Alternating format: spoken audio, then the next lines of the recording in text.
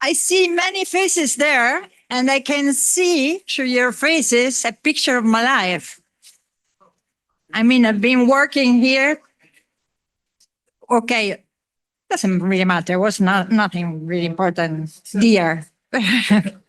So why am I talking through this microphone? Why me? Maybe it is because I'm a female component of the Department of Economics. Or maybe it is because of my lovely Italian accent. But it's neither of these two. The reason why I'm talking today is because I've been the director of the Master in Economics for the last 20 years. Yes, I know I look much younger. Okay?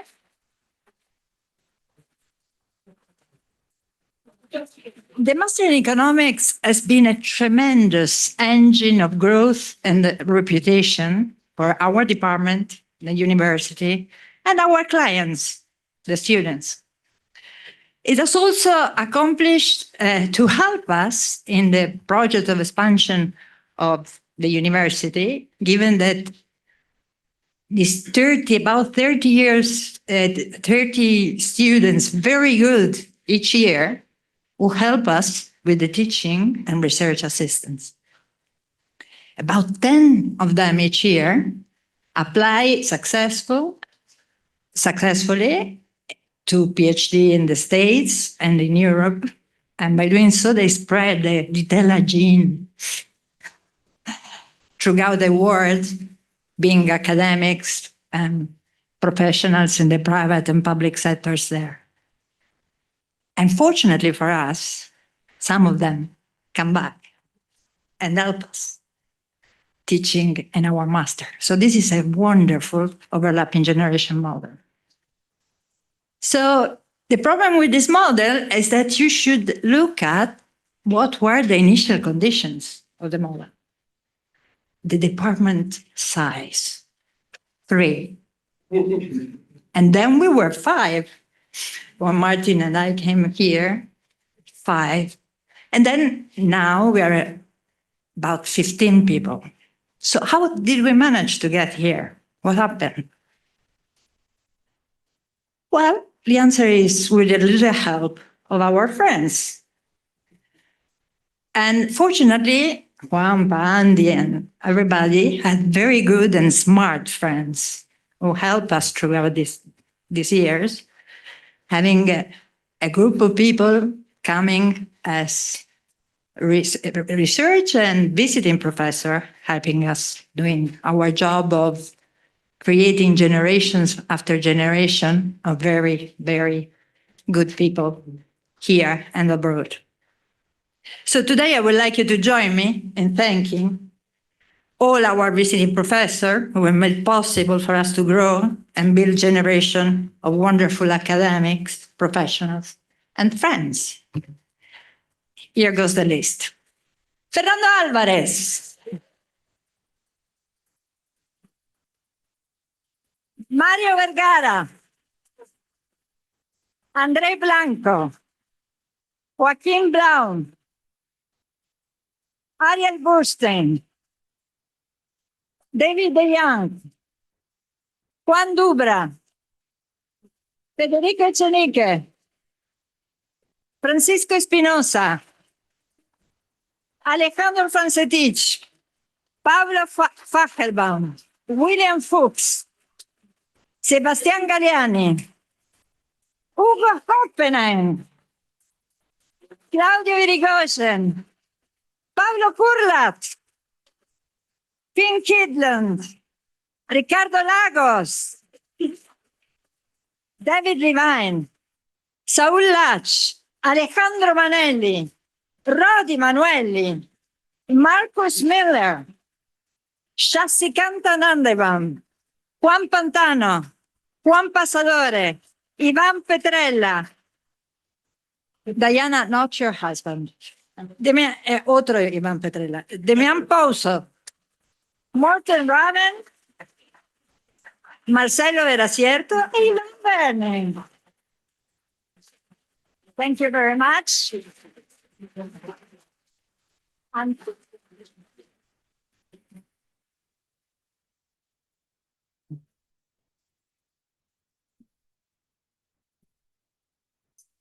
Thank you so much, Marcia, and all those mentioned who have helped us in so many ways. So we're here to celebrate the 30th anniversary of our economics department. Of course, in the life of a university, an infinitely lived agent, as we like to say in economics, 30 years is a very short interval of time. Nevertheless, in the course of our human lives, 30 years is essentially the bulk of our energies, our youth, what we put in. So I think this is a very appropriate opportunity to thank those wonderful colleagues in our economics department who have essentially, as Marcia just put it, built this from an initial department of 3 people to what it is today, 15 full-time faculty and so many others who help us on a part-time basis. So the celebration is especially in that sense, essentially because I remember talking to Gerardo La Paulera, who's around here, in the very early days of the university. I mean, these people have been the founding fathers and founding mothers of this department, of this university, and they put in their lives into this project. And as a university, we must be extremely thankful to each and every one of them for this huge contribution. So please join me with a big round of applause.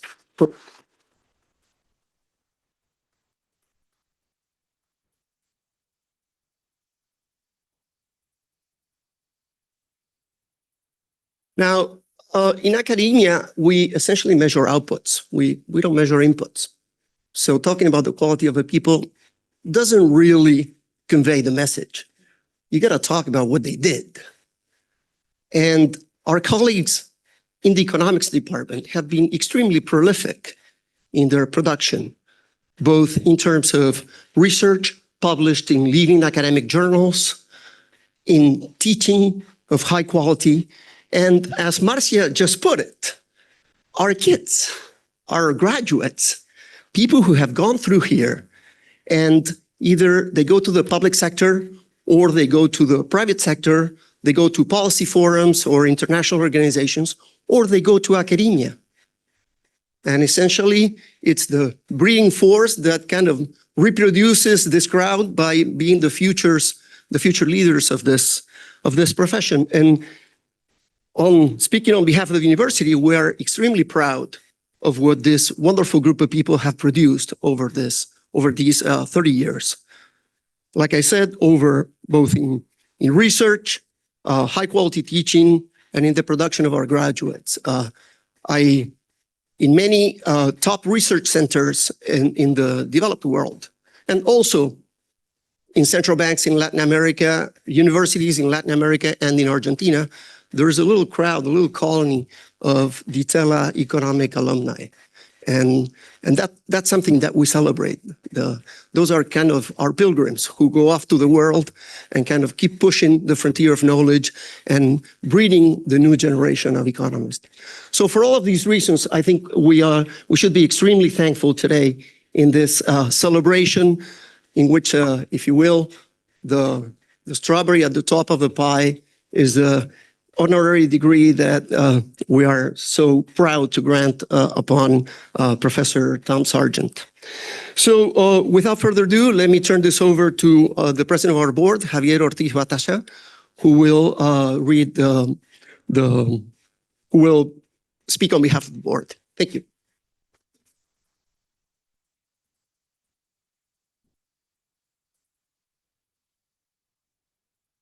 Hello to everyone.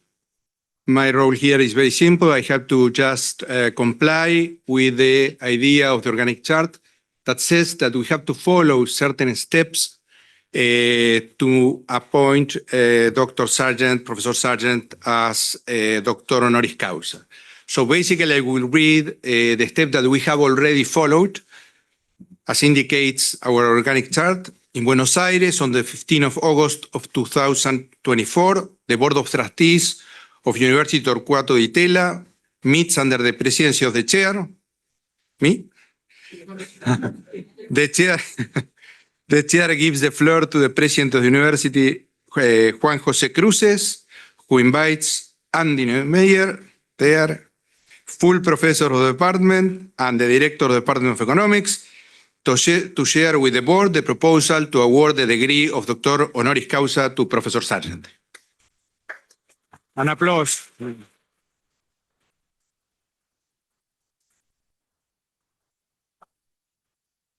So the board is informed that this proposal has already been approved unanimously by the Academic Council on Wednesday, August the 7th, and Professor Andrés Neumeyer has been designated as sponsor. Professor Neumeyer addresses the board, basically highlighting Sargent's career and recognitions, including the Nobel Prize, as well as his other contribution to academics, teaching, and his deep understanding of the Argentine economic situation.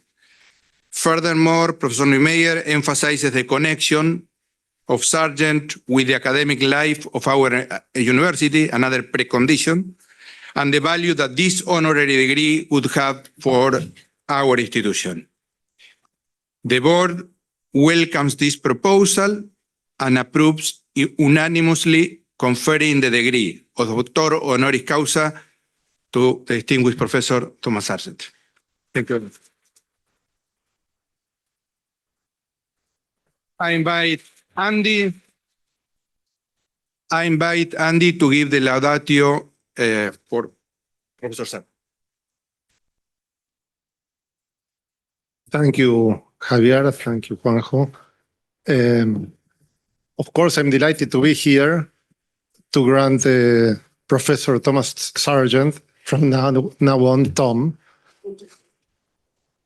There he's teaching here in this very same room, an honorary doctor. I'm thankful to Di Tella for this opportunity and for Tom being here to accept it. I'm also thankful to Tom because my job here is to give you the happy news, and then he will make you worry. Right?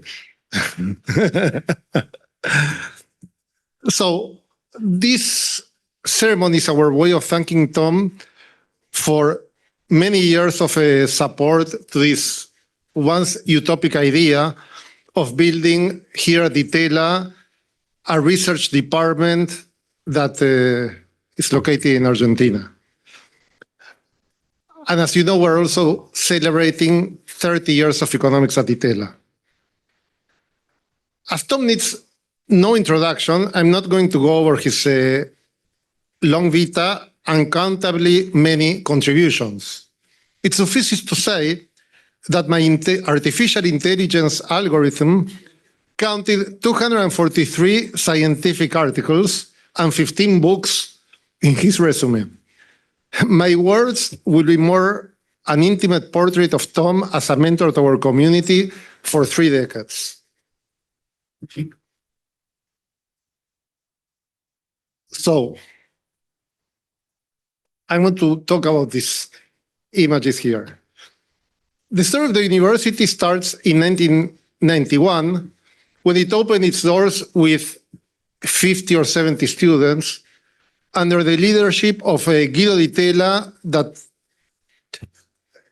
had this idea, and Sherry de la Paulera, who was there in his early 30s. And then 3 years later, in 1994, Juanpa joined the project and he created the economics department. Tom first visited Di Tella 2 years later. He had been many times in Argentina before. That was in 1996, and he taught a course on recursive games and economic policy, which then became the book, The Conquest of American Inflation, that you see there. Our full-time faculty at the time were Juanpa, Diego Petrecola, Marcia, who just talked, Pablo Sanguinetti, and Martín Solá. All young PhDs in their early or mid-30s, including the university president. The advertising pitch to recruit students was aprender para protagonizar, which is learn to be like the lead person somewhere. The ads advertising the university listed our meager faculty under names that didn't mean anything to anybody, comma, 3 letters, PhD. That was the advertising of the university. And Jerry was going around saying that the university was going to educate Argentina's future leaders and to be a spring of new research and knowledge. The young university levered on the Di Tella name and the institute's reputation, but it was nothing more than another optimistic, ambitious startup in the 1990s. And the odds of these 1990s startups to do well was not extremely high.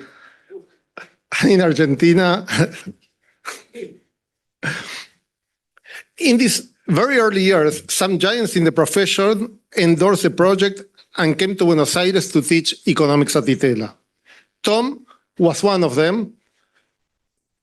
Finn Kitland, who is a Di Tella honorary professor in 2004, and Guillermo Calvo, honorary doctor 2012, were 2 others. Some of the young visitor crowd at the time is listed there, and they are here. It's Fernando Álvarez, Hugo Hoppenheim, Rodi Manueli, Marcelo Veracierto. Then Gary Baker, Jim Heckman, Bob Lucas, Chris Pisarides didn't teach but visited often and also contribute to giving some credibility to these young people. I remember coming here to teach in 1996 and taking Tom's class. During this visit, we were driving around somewhere with Juanpa and with Tom, and he told us, "You're going to make an important difference for this country." It was hard to believe. However, his comment nudged me to accept a job at Di Tella at the time. Here we are, 30 years later, with our alumni making a difference. Some of them participated in the 2 previous blogs of talks today. They included like intellectual leaders in American and European academia, Julieta, Paula, Ivan. An entrepreneur who came here with a scholarship and then founded Vista Energy, that is one of the main energy companies in Argentina. We also had a finance minister who managed to lead the Argentine economy during a rollover crisis with a Peronist that won the elections. Today we were at the finance ministry with Tom and they were talking about the credibility problem. And Tom said, "You don't have a credibility problem. Everybody believes in you, but it's not what you want them to believe." And here we had a president that won on a platform of saying, "I'm going to default." And as soon as he won, everybody believed him. And then we also had here a representative in a woman that is a representative in Congress who is a champion of balanced budgets and free trade in Congress. Thank you, Diana. We also had 2 central bank vice presidents and a leading political analyst.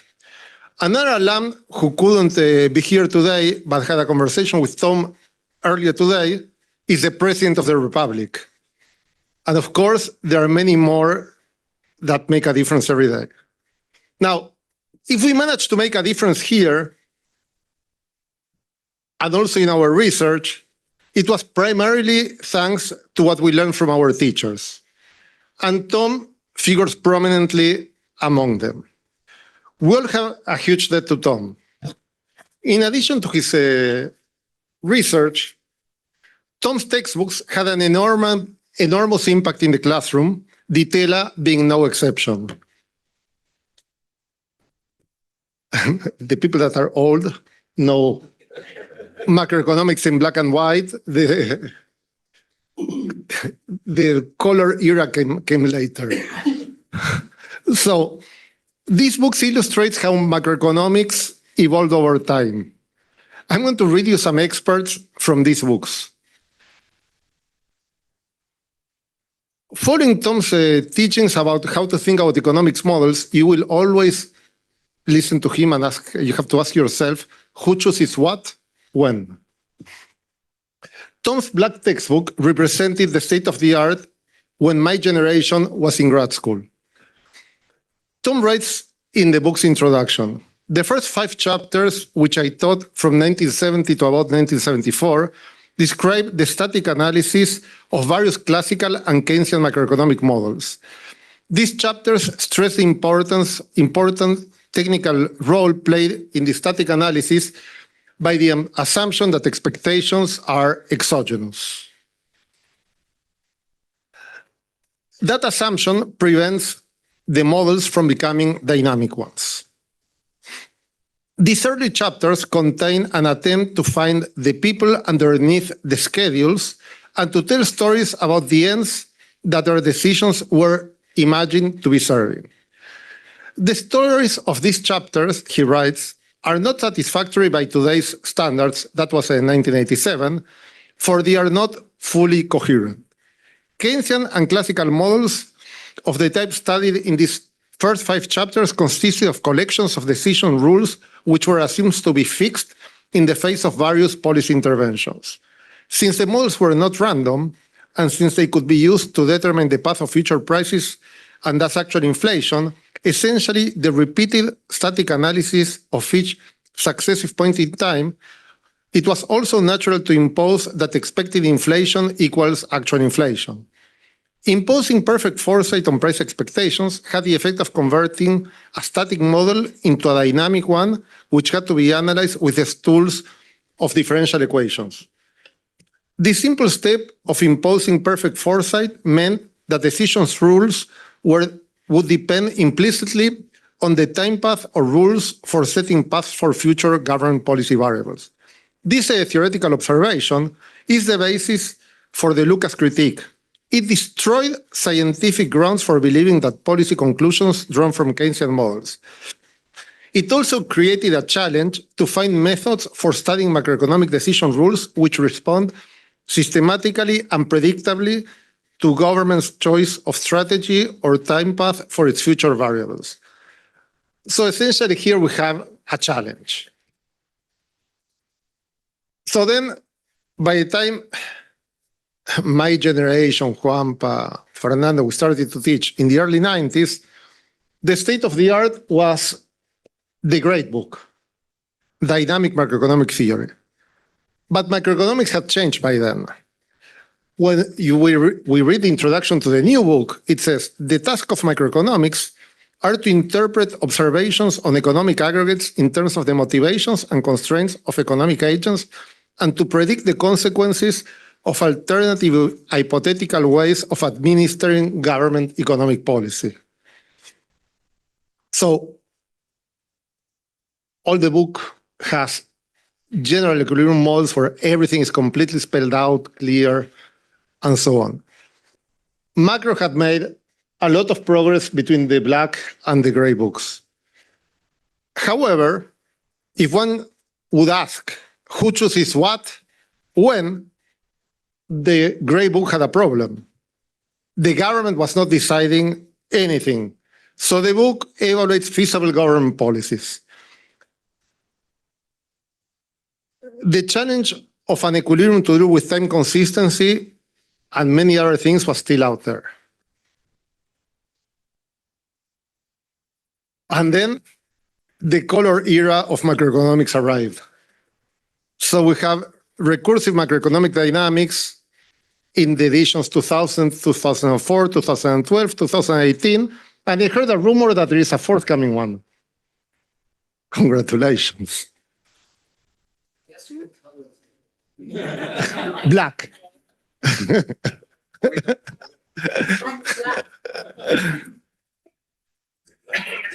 The new book is a testament to how much progress the profession made since the 70s. This is for insiders. Now we have dynamic programming squared. And then there are chapters explaining models of sustainable government policies, recursive contracts, heterogeneous agents, incomplete markets, and so on. An example on Tom's influence and that of his cohort at Di Tella is evidenced by the fact that in the 4 years of economic courses at Di Tella, students learn the static models in the Black Book in only a handful of classes in which they are exposed to the inconsistencies of these models. And Constantino there is responsible for teaching them. During the 4 years at Di Tella, in course after course, students learn an equilibrium concept that explicitly states who makes decisions, their objectives, constraints, and aggregate consistency conditions. Of course, since day one, they learn that monetary and fiscal policies must be coordinated because the government faces only one budget constraint. Tom also had a profound impact on our life as researchers. His passion for economics and his discoveries along the journey have been a constant source of inspiration for many people in this room, encompassing many generations. Guillermo Calvo was going to be here, but he was not feeling well, so he stayed in Punta del Este. But he's another mentor that we have, and he often talks about a paper that Tom wrote with Neil Wallace that had the insight that we should think of the macroeconomic equilibrium as a solution of a difference equation that looks forward into the future. And he always says that that enabled him to build a whole body of research on the problem of the credibility of government policies. Without the concept of rational expectations and the tools of differential equations, thinking of the credibility of government policies would have been impossible. Another joke for insiders, it would still take many years to finding that defining the state is an art. This is just one example of Tom's influence on all of us. Now, let's go back to the course that Tom taught here in 1996. Were maybe 10, 15 people in that course. Now, there are 7 of those 10 people are cited, have research that is cited in these books. They are Fernando Álvarez, Paco Buera, Hugo Hoppenheim, Juan Pablo Nicolini, Pedro Teles, Ivan Werning, and me. One might imagine that somebody with Tom's scientific accomplishments might retire. However, that is not Tom. His publications include a 2024 book on economic networks, a 2025 one, yes, 2025, on dynamic programming, and I guess there's another one that is a black book, and 4 2025 articles in major journals. This Friday, at the meetings of the Society for Economic Dynamics, he'll present work in progress on a new project that plays with artificial intelligence algorithms to compute Calvo's model of optimal inflation. This is just after he explored the field of artificial intelligence from ancient Greece to modern economics. You might wonder why he keeps working so hard. For me, the answer is simple. For Tom, exploring scientific problems is a fun adventure, a hobby that he enjoys. Tom is a role model, and passing on his quest for knowledge to our students is something that we aspire to. And now I realized, being here, that there is a huge amount of students of Tom in this room. So why don't you stand up to shout, like I see all the NYU crowd, some Chicago crowd, Minnesota. Look at how many.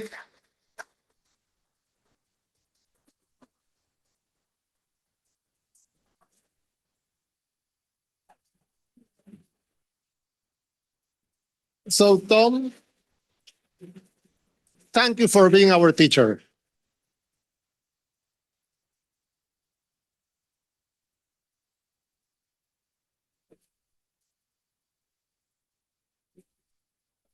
Thank you, Andy, for that wonderful laudatio. So the formality, as they say, it is a great honor. By the power vested in me, I confer upon you the degree of Doctor Honoris Causa from our university.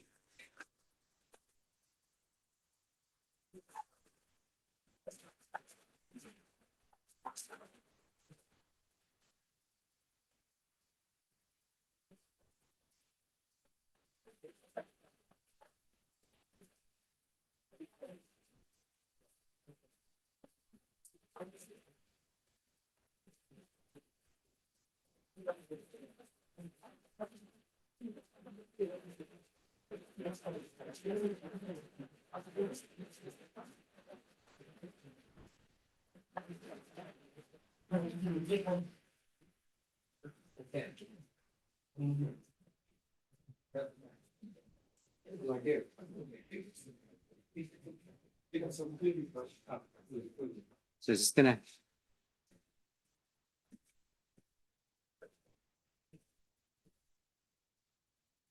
Okay, I'm willing to stop at any time, and I probably should.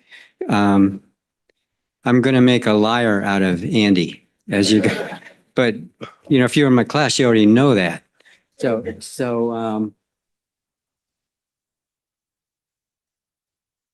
you're going to see I'm in a fog with this, and I'm just trying to figure some stuff out. And there's going to be nothing coherent until I get there's going to be no equations for a while. And that's why it's not going to be coherent. It's just going to be some pictures that I'm going to stare at and ask you to stare at. Because, if you're going to write down a theory, it's got to be about something. And I'll tell you what it's going to be about. So here goes. So I'm going to talk about, I can see now. Good. Okay. It's going to be about, it's going to be very pretentious. U.S. fiscal policy priorities across 3 centuries. So this is all going to be, in the background, it's going to be priorities. You say, who wants this? So who are going to want these outcomes and who wants what? Okay. So I'm going to show you kind of what's going around. And this is my friend George Hall, and I've been thinking about this stuff. This is going to be ideas and examples as determinants of outcomes. So there's going to be kind of 2 sources. One is, and I go around in my head about which is more important. Maybe both, maybe one, maybe not the other. One is normative - positive macroeconomic theories. So are macroeconomic theories normative, what should be, or positive, what is? And what's the difference? And all of our positive theories, the ones worth their salt, are normative theories. Think about it, because they turn out to be what outcomes are, what somebody wanted, and if I read one of Yvonne or Hugo's papers, what people wanted, they're smart. Okay, so there's no difference.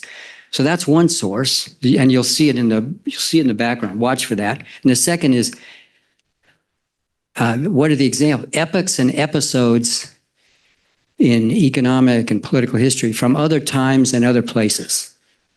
Time series cross-section. So now I'm going to show you some pictures to think about.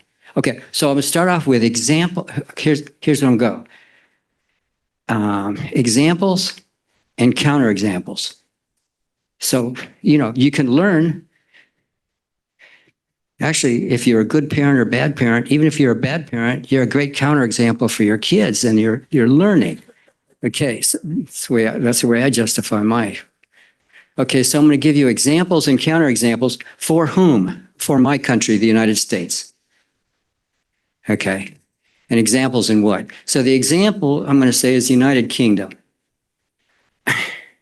in the 18th and 19th century. That's the example. The counterexample is France in the 18th century. And in the 18th century, both Britain and France were on the mind of the United States when we were created. One we were rebelling against, one was helping us defeat who we were really against. And they were both, among Americans, they were examples and counterexamples. So I'm going to show you a graph. So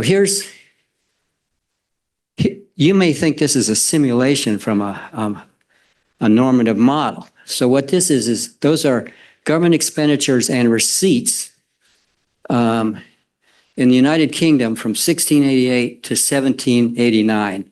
History test, 1688, 1789. Those dates ring a bell? 1688 is the Glorious Revolution. 1789 is the French Revolution, also the American Constitution. So if you look at those graphs, look at the graph and you see total government expenditure on the top. That's that yellow line. So look at that. And then the purple line with the dots, that's total government receipts. And those expenditures are including everything: civil expenditures, war expenditures, and debt service. Debt service means rollover and interest on the debt. So stare at that. Just stare at that graph. And what do you notice about it? First, you note those surges in government expenditures. And when did those surges occur? 4 wars. It's actually the one at the beginning, 4 wars. During those wars, the British government ran deficits. After the war, they ran balanced budgets, including primary surplus and interest on the debt. They increased taxes just enough to service the debt, and then they did not retire the debt. They rolled over the debt. That's what they did. They won the first 3 wars. They lost the 4th, the American Revolution. So that's that.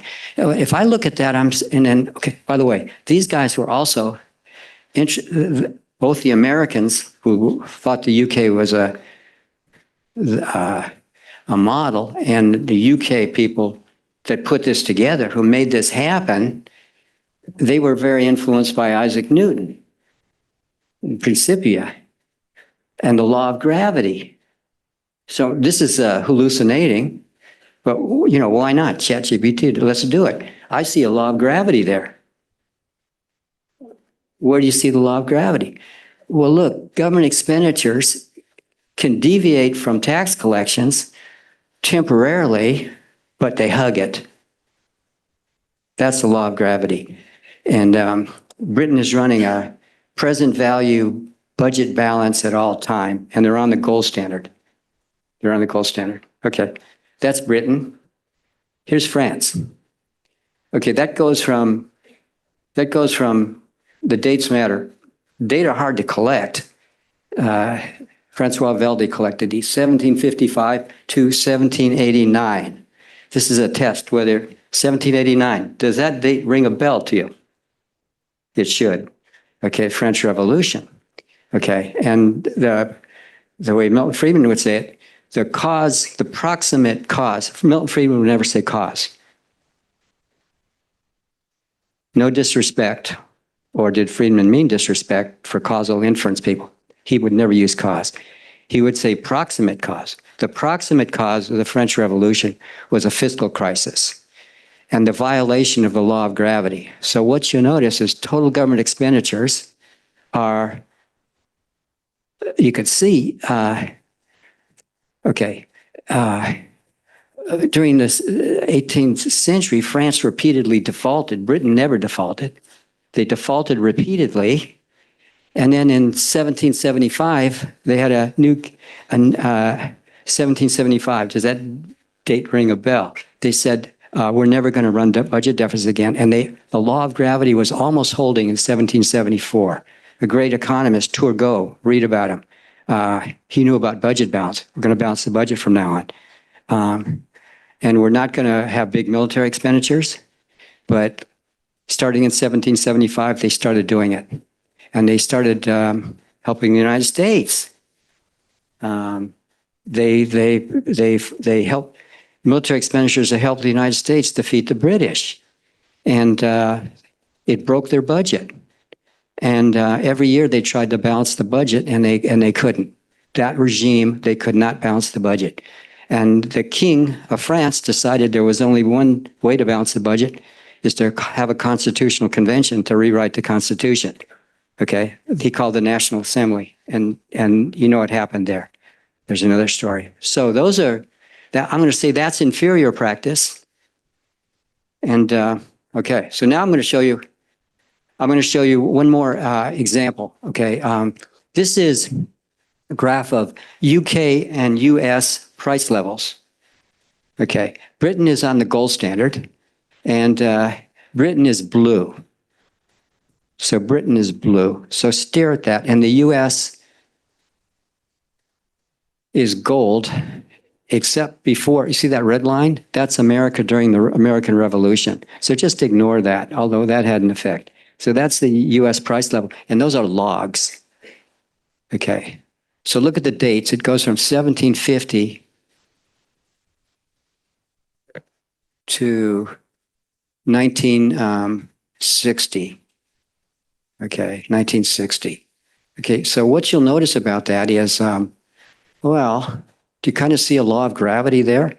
Well, I'm making stuff up. Look, the US, Alexander Hamilton wanted the United States to become like England. That's the whole theme of that play, that Broadway play. So the Hamiltonian project is going to be a bunch of stuff to make, it's a project to make the US look like that. It's a century-long project started with the US Constitution and Alexander Hamilton's initial policies, which he bequeathed to set up institutions which would allow the United States to do that for the purpose of making the US go from a banana republic, notice with high default risk, to being one that that had low default risk. He was going to lower the interest rate by lowering this default risk by having the United States look like the United Kingdom and not France. That's the program. And why? Because he wants to make the US price level look like Britain's. And remember, Britain, until World War I, Britain is the monetary hegemon. It's a British pound. So you with me? So that's the example. And okay, and you look and look at the places where there's deviation. Notice the one, this is going to be a history lesson, 1861 to 1865 to 1879. The US price level shoots way higher than the UK. You know why? Civil War. And we printed paper money during the Civil War.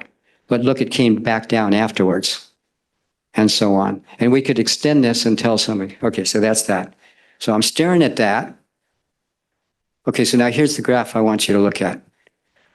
So stare at this and do pattern recognition. And who did, Andy, you use ChatGPT? Turn it on and do pattern recognition for a minute. So that's the US. And where does it go? It goes from the beginning of the Republic, 1790, to 2000, actually 24. And then you see the little circle lines at the end? The little circle lines at the end? Those are CBO budget projections. Okay, so I'm just going to stare at that with you.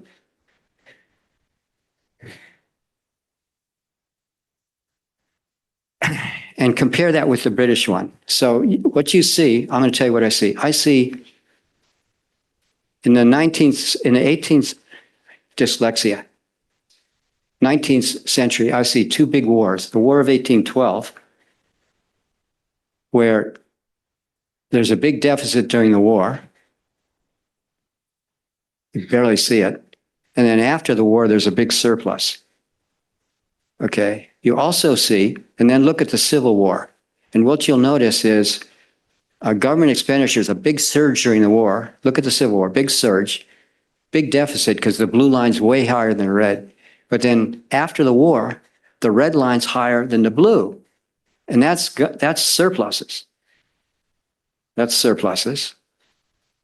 Okay. Look at World War I. Oh, you also notice the following. If you're a time series guy, permanent and transitory. Fernando Alvarez loves martingales.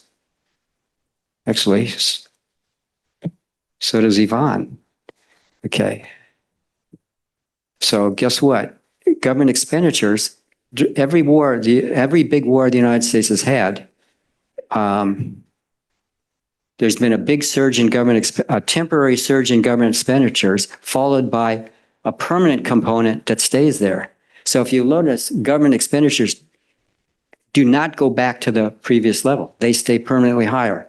That happened after 1812, Civil War, World War I, World War II, and after liberty with language, the war on COVID. That's the war on COVID. To a macroeconomist, the war on COVID looks like a war. What do I mean by that? Well, there's no bullets, but there's guys being paid. If you go in the Army, go in the U.S. Army, most people who go in the U.S. Army are paid to sit on their butts and do nothing. Okay, the U.S. government during COVID paid a bunch of people to sit on their butts and do nothing, and they financed it in the same way. Okay, so if you look at that law, you look at that graph, and this came up today when I was talking to some really good economists from Argentina in the government. So look at that graph. And look for the law of gravity and see if it's always held for the U.S. and see if there's anything that bothers you. I'll say it bothers none of the presidential candidates or parties in the United States. The parties agree on many things. So Harris and Trump agreed on no problem here. Okay, but stare at the graph. So what you notice is the blue line hugs the red line most of the time, all the way, until 2008. And now look at the blue line. The blue line is government expenditures. The red line is total tax collections. And ever since, okay, so if you kind of look at the war on COVID, it looks like this time again, there's a surge in government expenditures, and there's been a persistent permanent component that's pretty big, not with taxes.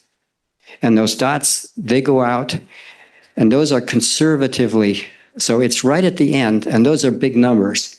There's persistent deficits as long as, okay. So you with me? I'm doing pattern recognition. Pattern recognition did well, except right at the end. Except now, I did a fudge factor because I put France in. So does now the United States now look like Britain in the 18th century, or does it look like France? It's a ChatGPT question. Pattern recognition. Okay, fine. Now I'll show you something else. This is the U.S. federal net and gross of interest deficit. If you look at that, and this looks like a Barrow model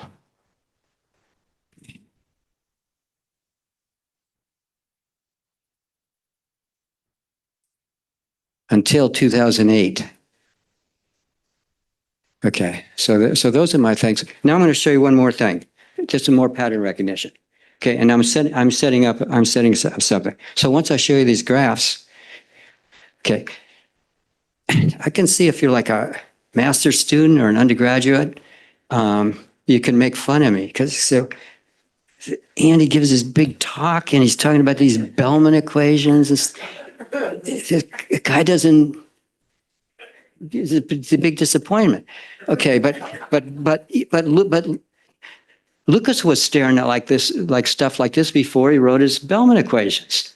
Okay, so okay, so now I'm going to show you one other thing, and it's going to set up the rest of my slides, which is just going to be a bunch of questions. Okay, so here goes. So this is a log of the what we've done is we've creatively, I'm going to show you the log of the price level from the start of two wars in the 19th century, 1812 and the Civil War. Okay, so 1812 is the blue one, and remember those logs. During the War of 1812, there's a big run up in the price level. So, do you see that? And then, and zero is a start, big run up in the price level, and then a deflation afterwards. That's a fact. Civil War, same deal. Big increase in the price level during the war, and then afterwards going back down. Okay, that explains one of the earlier graphs, okay, that one of the deviations of British and UK prices, that was. So there were inflations during the war, and then, okay. Now I'm going to show you, that's the 19th century. Here's the 20th century, okay. 3 big wars, World War I, World War II. For instance, start of the war. Okay, this is pattern recognition. You notice this? The war starts, okay, there's inflation during the war, and running out after the war, price level just keeps going north. Except World War I, okay, that happens, the price level is heading north.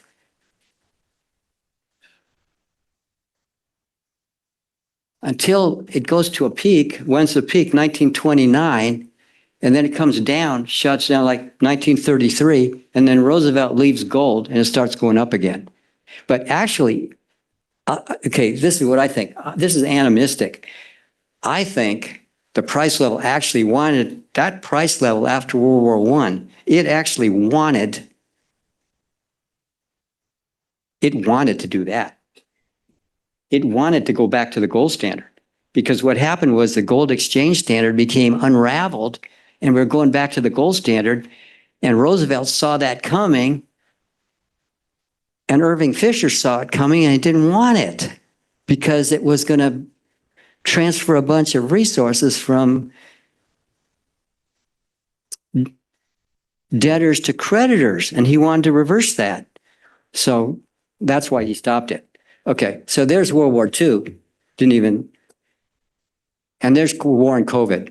That's the price level. So it does not look like the 19th century. Big deviation. Okay, one fine thing. Wait, shoot. I'm almost done with my pictures. I can quit. There's the real, I got these, I skipped a slide. I dropped a slide. I was going to show you this. This is the real value of $100 in a treasury portfolio after World War I, World War II, and the war on COVID. You notice? And here's kind of a fact.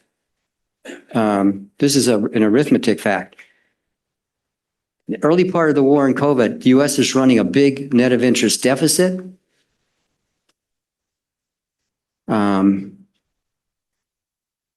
Every year, it's paying a lot of interest on its debt, and the debt GDP ratio is falling a lot.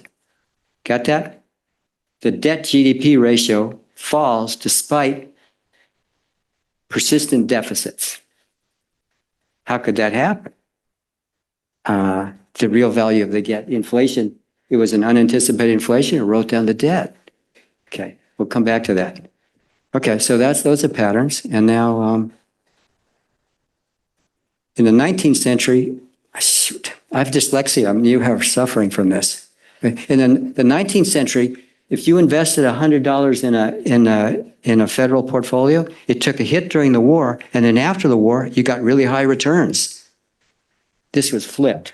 Okay, so I'm going to talk about 3 regimes. This is fantasizing.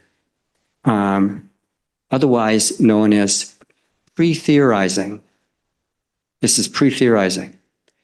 I'm going to tell you, I'm going to fashion up what I see here, and I'm going to weave a story around it. And then I'll write down a model, or I'll get Yvonne and Hugo to help me write down a model. There's a 19th century project, which is the regime is we're going to try to be like Britain, Hamilton Project, and we're going to have a gold standard. We do everything we can to have a gold standard. 20th century, we're going to abandon the gold standard. We're going to have a fiat standard, and there's going to be dollar hegemony. First, it's going to be under the ruse of Bretton Woods, and then it's just going to be dollar. And there's no monetary anchor. The monetary anchor is what the U.S. wants it to be. 21st century, where are we going? So I heard today is from somebody, it was beautiful. Tom, listen to us. Keep your eyes open, because Argentina,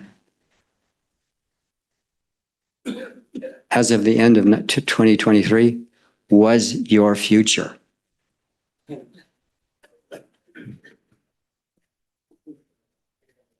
So here's the 21st century theme. Is it a self-aggrandizing Fed as a market maker, a financial insurer, an administrator of social insurance and redistributive fiscal policies, and even DEI?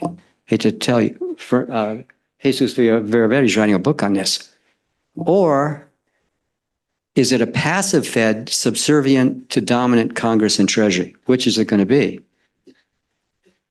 So that's what, when you're my age, you're going to, you guys are going to be writing 21st century. You're going to know this. You're going to have this completed, and you're going to be writing the 22nd century. Okay, and maybe Argentina will then be the monetary hegemon, and the United States, but who knows?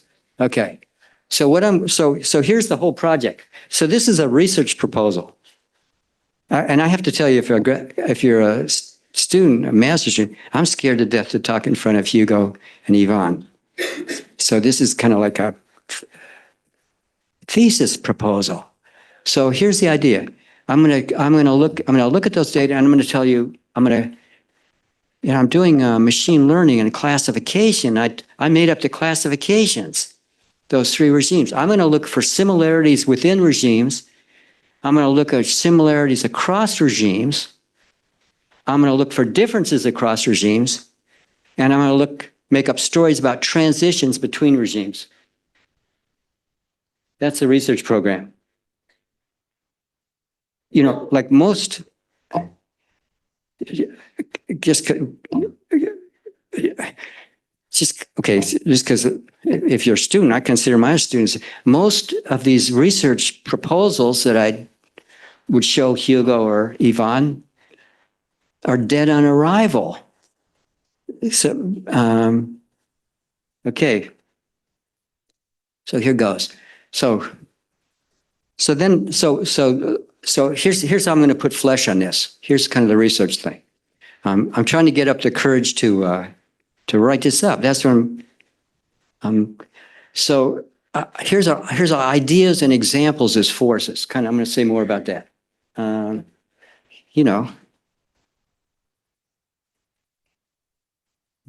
You got to figure out why your president, whoever it is, or my president-elect, want to do what they say they want to do. So one is imitate best practice. So that's what Hamilton wanted to do. That's what Keynes always wanted to do. I can document that. In the U.S., it was 18th and 19th century. The U.S. was trying to copy the U.K. So I don't know what to call this. This is an idea. There's a government budget constraint. That's not ideological. Lenin agreed with that. Okay. Now here's the thing. Andy mentioned this, in these days of distributed computing, how many budget constraints do you want? Do you want a consolidated versus a distributed monetary, fiscal, accounting, and controls? Do you want to delegate authority across different institutions? Actions? They're the same actions. And at how many budget constraints do you want to have?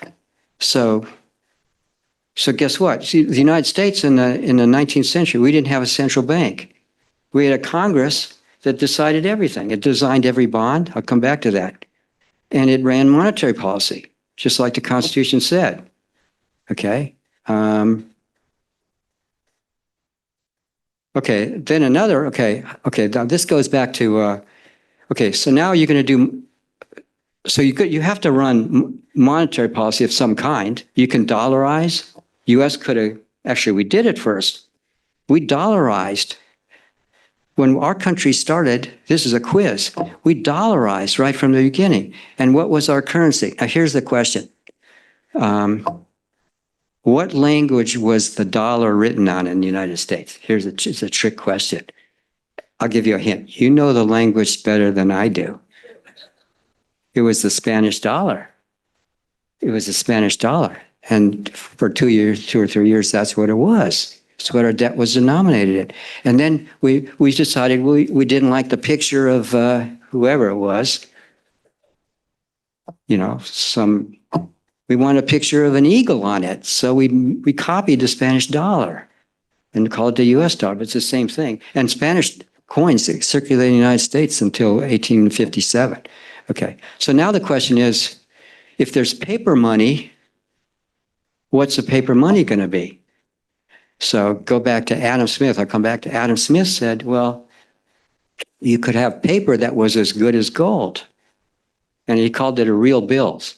Go back and read it, real bill. He said you could have a central bank or a regular bank issue an IOU. It says, I promise to give you one Spanish dollar whenever you come in. I do that. You take that and you start using it as money. And every time you come in, I give you a Spanish dollar. Okay, so it turns out this starts working. Adam Smith said it would work. And then you stop coming in. And now, and what do?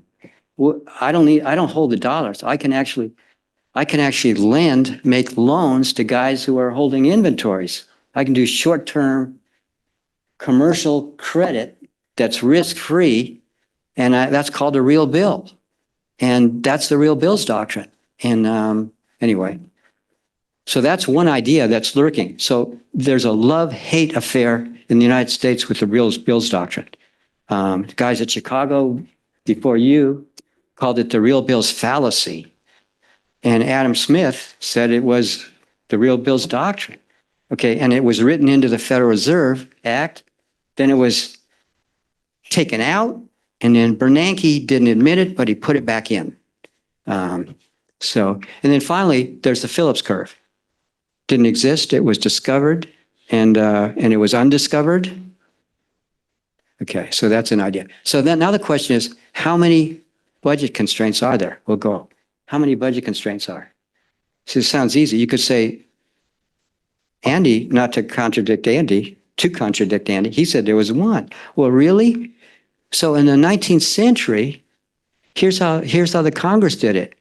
It had the US Congress designed every bond, and every bond was designed for a specific project.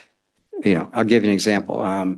Some canal, we issue this, it's some infrastructure project. We designed the bond. It lasts so long. You can have only so much, and you can only use it to build this thing. To me, that's a budget constraint. Every bond's a little budget constraint, and money's not fungible. Okay, so there was that. And the 20th century, Congress said, this is too much work. Can you imagine the US Congress designing every bond? So in the 1920s and 30s, they delegated that all to the Treasury. And the Treasury delegated it to Wall Street. Okay. And then there's just one general fund, and now you can't tell what the bond was issued for, except Social Security or the Military Retirement Fund. They have their own. Now, are those really separate? And so on. Or, you can kind of ask, how many budget constraints are there? This is a live history. So in the 21st century, you have the delegation to or grabbing by Fed of Congress, Treasury, tax, and subsidy policies. And, paying interest on reserves, Milton Friedman said right from the beginning, you're going to have to figure out how you're going to pay that interest. And maybe you're going to tax for it. So it's an arrogation of fiscal authority by the Fed. And Fed was against, we weren't going to touch that because it was going to compromise Fed independence. 2008, we started paying interest on reserves, and it's a big time deal. So keep going. Okay, so now, I'm going to quit. I'm going to quit pretty soon. So Here's a beautiful statement by David Ricardo. Okay. So here's the deal. Here's kind of the history of thought. I'm going to tell you the real bills doctrine. I'm going to quote David Ricardo. Read this. It's really beautiful. It's elegant writing. And as Bob Lucas commented, look how Ricardo writes when he's criticizing somebody compared to the way we do it now. It's so elegant. Doesn't even know that the guy's been smashed. He said, look at this. At first, it's wonderful, but it's no less true that with the advancement of knowledge and science, we discovered that it would be another improvement to banish gold them altogether, again, from the employment to which, during a less enlightened period, they had been so advantageously applied. Lucas loved that. I do too. Okay. So then there's kind of a theme. This is the forces unleashed by this. This is the consequences for government finance, the price level, and financial stability. Because the rap against the real bills doctrine, Chris Sims pointed this out really early when Neil and I wrote a paper on real bills. He pointed out, you guys have a non-stochastic model, and the whole thing is about risk. And that's what Friedman and these guys saw. Real bills, when you have paper money backed by private loans that are supposedly risk-free, they may not be risk-free, and you've opened yourself up to instability. So there's a whole bunch of issues there. Okay. I'll tell you another idea. There's the quantity theory of money that came from Chicago and great astronomer Simon Newcomb, and from Yale, Irving Fisher.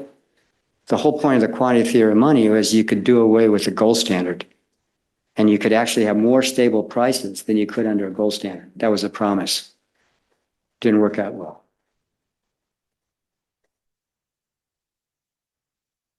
At least it didn't work out so well for you. Okay, then there's the lender of last resort and deposit insurance. So there were lenders of last resort in the 19th century. They were private lenders of last resort. They were a coalition of banks which cleared checks, and they issued emergency currencies, and they knew about moral hazard, and you had to have a good reputation to be in. So they knew dynamic programming squared. They were doing reputational economics and dynamic contracts. But then what happened was the federal government nationalized that. This kind of freedom, they nationalized it, and that did not work well. They didn't do it well. There was no Great Depression when it was privatized. Okay. So then here's another thing, deposit insurance. Okay. It's widely, okay, I'm going to say something about deposit. But deposit insurance is going to play a role because deposit insurance in the United States is run amok. So Franklin Roosevelt did not like deposit insurance. Why? It wasn't theory. It had been tried in a whole bunch of states in the 19 teens and 20s, and wherever it was tried, it went bust. And it went bust because it encouraged risk-taking. There was excessive risk-taking, and it increased risk, and it increased failures. And he knew that. And he did not want to sign the law, and he was log-rolled into signing. So you go read about that. So I'm going to come back to this. So anyway, there's forces. So I got stories about the 19th century regime that I can kind of fill in with some more facts about reducing risk, default risk premia. There's work by Jonathan Payne at Princeton and Balance at the board. Kind of document that on yield curves. Okay, I'm just keep going. U.S. is hegemon. Okay, I'm going to go really fast and quit soon. But I got to show you some equations. Because Fernando's kind of, okay. So here's 21st century regime. So U.S. is monetary hegemon. Talk about that. The role of the Phillips curve. If you kind of ask, what's the intellectual reason for leaving the gold standard? On a gold standard, you can't use the Phillips curve to fight the business cycle. So it's not a coincidence that you know, 10 years after, 12 years after Phillips did the Phillips curve and Samuelson Solo imported to the United States, that we abandoned gold. And it's because we wanted to exploit the trade-off. And Tobin said it was a cruel trade-off, but it's worth exploiting. Couldn't do it. Okay, so let's go to the 21st century, and I'll tell you kind of what's new. I realize this is a free association, badly organized. Okay, but did you watch the first Trump-Biden debate? Okay, so what's different? I'm kind of doing pattern recognition. By the way, we're the same age. Not Trump's a young man. I'm the same age as the other participant. So paying interest on what's new? This makes difference. Paying interest on reserves. You have to reserves are government debt. They pay interest. They're like treasury bills. Resurrection of real bills. What I mean is quantitative easing is an obscure term for real bills. We're going to buy stuff we were never supposed to buy in the 20th century. We're only supposed to buy treasuries. Now we're going to buy stuff nobody else wants to buy. And that's what quantitative easing is. Now here's the imperialism of Diamond Divvy. Somebody read Bernanke's 21st century central banking. Read it and what he celebrates. Somebody, that's a scurrilous term. I don't know. Somebody convinces the Fed that more and more things are really Diamond Divvig banks. You know, you read Diamond and Divvig, their paper, their celebrated paper, which I'm going to come back to. It tells you what a bank is. And what a bank is someone who I've dyslexia. It borrows short and lends long. Is that right? 50-50 chance. It does one of those things. It takes term structure. Okay. Okay. So now you take that and you say, and they make a case that deposit insurance will cure runs in that. So what's a bank? Anything that does those two things. Okay. And Bernanke in his book, he's really proud of that. A bunch of things that weren't entitled in deposit insurance should be deposit insured. That's a big part of that book. So that's what I mean by imperialism. And then here's another thing. Neil Wallace's game of chicken that Reagan started playing. Okay. And it's basically this. You set monetary policy, I set fiscal policy. Okay. And the question is, some families are like this. You manage, okay, I determine how much government debt there is. You manage the portfolio. And actually you can have low interest rate or high interest rate stuff. So this is unpleasant arithmetic. Okay. So now the question is, like in an open loop game, who goes first? Forgive me, Fernando, I know this isn't a game yet. Okay. But okay, so the question, who goes first? So the Reagan's thing, Reagan's very smart. Okay, or some of the people around Reagan, I'm going to cut government expenditures. No, I've dyslexia. I'm going to cut taxes. Okay, I'm going to cut taxes. And guess what? There's going to be a government deficit and maybe unpleasant arithmetic, and the government debt's going to start going up. Well, we've got some room to go up, but it can't go up forever. Okay, and I want balanced budget to be restored. I want to decrease government expenditures, but I don't want to take the heat for decreasing government expenditures. So I'm going to let Clinton do it, and it worked. It worked. So that was the game of chicken. It worked once, and then it worked so well that it actually worked on the first President Bush too. Okay, he raised taxes. Reagan didn't follow through with it. He raised tax. Reagan would go through, but he starts playing the game of chicken. But it kind of works on Clinton. Clinton governs like a moderate Republican. You don't know what I'm talking about because you're too young. Okay. Okay, so it's Bush number 2, he does it again. He said, look how well it worked. He does it too. Now Obama's elected. He says, it's not going to work on me. As a matter of fact, I'm going to make it work on my successor. His successor says, it's not going to work on me either. And both Harris and Trump say it's not going to work on us. And that's why you get those 3 dots at the end. That's a prognosis. That's where we are. So 20th century. Okay, so then here's another thing. 21st century. Like if you guys read Bernanke's book, you're going to get a gold mine of things to work on and challenge. So his book, it's all about he celebrates 21st century monetary authorities. You didn't realize the Fed's going to do a bunch of things you didn't think central banks were supposed to do. Okay, it's going to be a market maker. It's going to be a provider of insurance. Why? Partly a consequence of Dodd-Frank limits on stopping banks, commercial banks, from being market makers.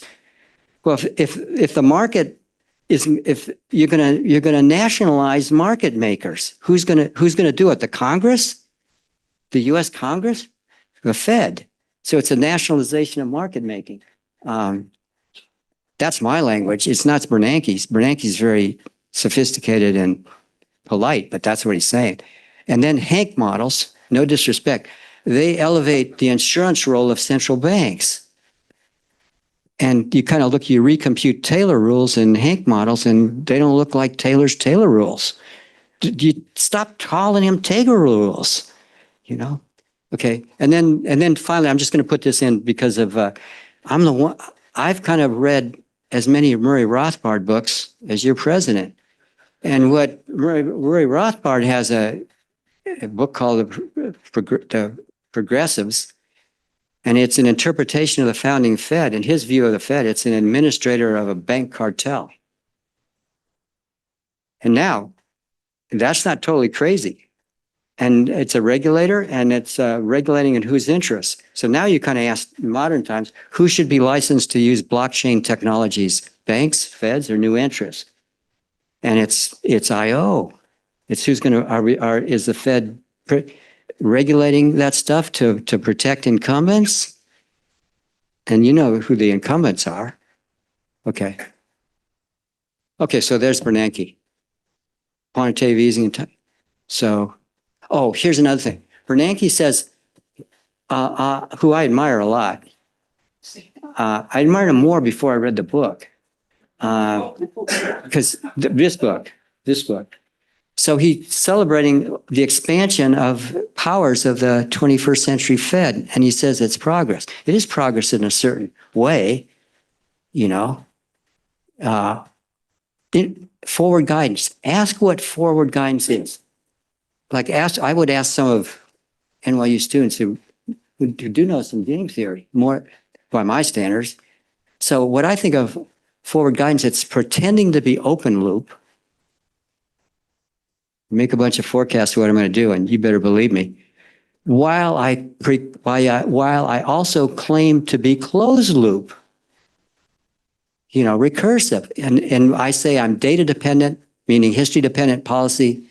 So I'm going to have my history dependent cake and my open loop too. They don't go together. That's not coherent. If you read those accounts, you can't make sense. So lender of last resort, the new power is buyer of last resort. Buyer of last resort. And then, okay, so those are all new things. Okay, so I'm going to tell you what's on these slides. There's patterns. I'm going to tell you a bunch of patterns. Okay, I've already told you, expenditure surges during those 5 big wars, permanent increase in government expenditure, GDP ratios. permanent increase in tax GDP ratios. All those wars were followed by financial crises. All those wars were followed by unanticipated inflations that redistributed wealth between creditors and debtors, okay, and so on. Then here's more patterns. I got a bunch of patterns. This is Thomas pretending to be ChatGPT.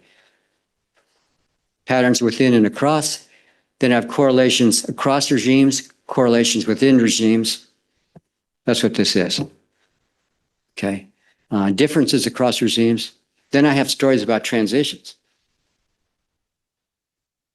Okay, for a guy who talks about regimes, figuring about transitions between regimes is really hard thing, because a regime is basically some kind of equilibrium.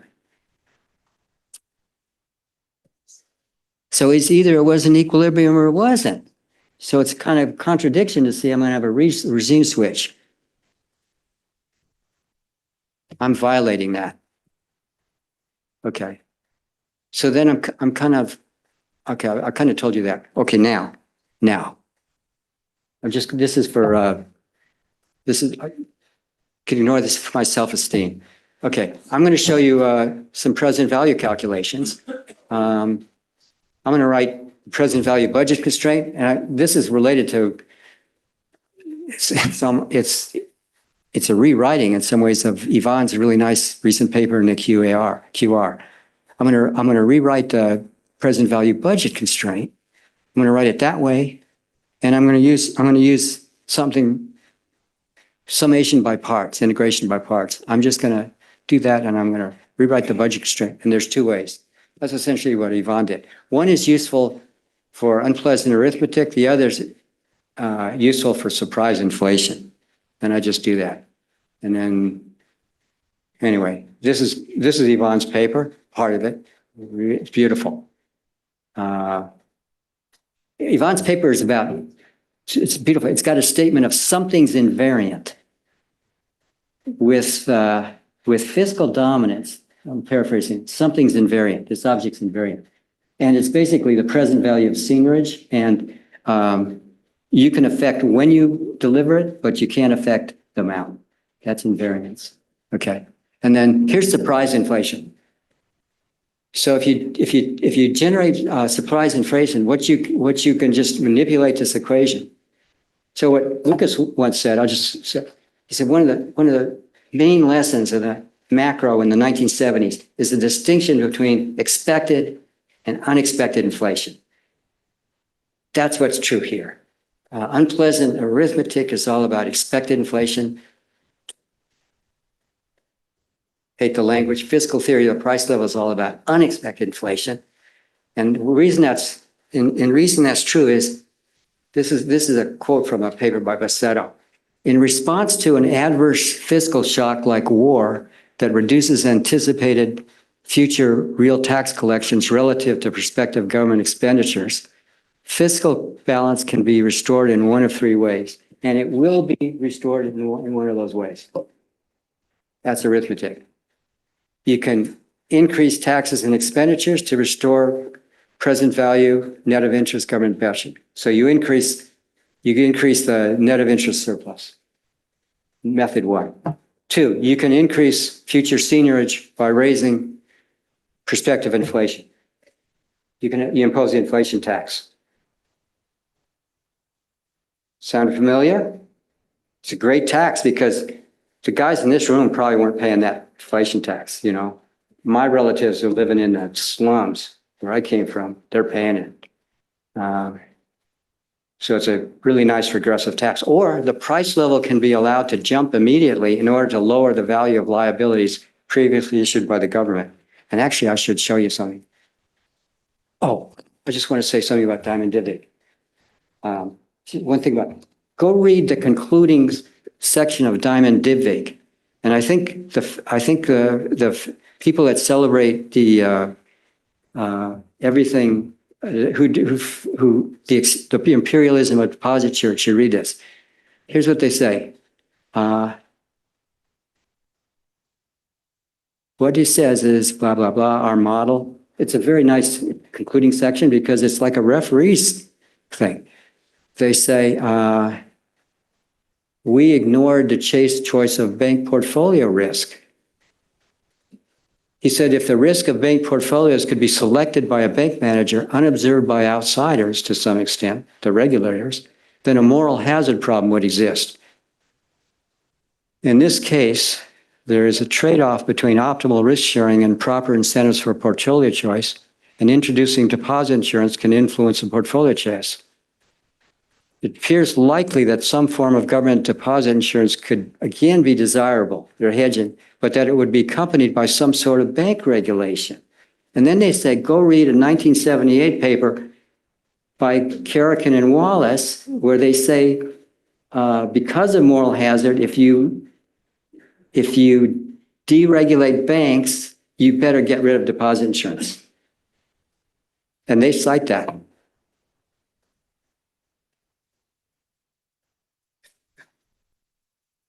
But despite that, read Bernanke's book and see if you see a reference to that. And so there's room for all of us to do work. And then I don't want to show you one. Just want to show you one thing. Stare at that top green line. Stare at that top green line. That's as a percentage of GDP. And that's the top green line is the market value of treasury debt plus interest-bearing reserves plus reverse repos. That's a way to measure U.S. federal debt. Look at that. Debt GDP risk. Look what's happened after 2021. And look what happens in 2022 at COVID. Okay, U.S. government's running big deficits and the debt GDP ratio is heading south. And it's still lower than it was. Why did that happen? That's that second equation that's kind of like a perturbation of Ivan's equation. Thanks for your patience. Sorry.